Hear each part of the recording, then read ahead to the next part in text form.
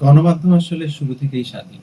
গণমাধ্যমের কোনো সমস্যা নাই। গণমাধ্যমের মানুষ যারা আমরা আছি বা যারা আছেন, তাদের মনের স্বাধীনতা আসলে খুব জরুরি। তারা যদি একটু নিরপেক্ষ ভূমিকা পালন করেন, আমার মনে হয় না যে এটা কোনো রাষ্ট্র বা খুব একটা বেশি সমস্যা হয় রাষ্ট্রে।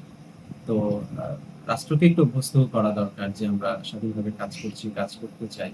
তো সেক্ষেত্রে মানুষই আসলে সব। গণমাধ্যম কর্মী যারা আছেন বা আমরা আছি, তারা প্রত্যেকেই যদি একটু স্পষ্ট উচ্চারণ সেটা ভদ্রতার সঙ্গে আমরা তো সমালোচনা করতেই পারি। কিন্তু সমালোচনা হয় না। যেটা হয়, হয় খুব বেশি প্রশংসা হয় অথবা খুব বেশি বিরোধিতা হয়।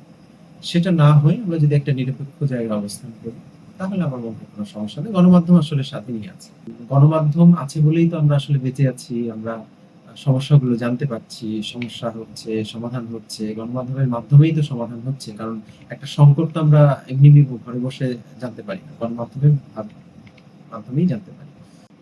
বিশ্বের সকল গণমাধ্যম কর্মী এবং গণমাধ্যমের সাথে সম্পৃক্ত যারাই আছি, গণমাধ্যম কর্মী শুধু না, আমরা গণমাধ্যমের মধ্য দিয়ে যে ইনফরমেশন পাই, আমরাও কিন্তু গণমাধ্যমেরই অংশ।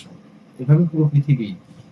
তারপরে যদি গণমাধ্যম আলাদা করেই ভাবি যে আলাদা একটা সেক্টর ডিপার্টমেন্ট, তো বিশ্বে শান্তি ফিরে আসুক এবং গণমাধ্যম কর্মীদের এমন পরিস্থিতি তৈরি হোক যে তারা সততার সাথে কাজ করবেন, তারা সত্য উচ্চারণ করতে ভয় পাবেন না। আহ, তাহলে আমার মনে হয় এই যে বিশ্বব্যাপী আজকে গণমাধ্যম দিবস পালন করা হচ্ছে, সেটা একটা সার্থকতা আমরা খুঁজে পাবো।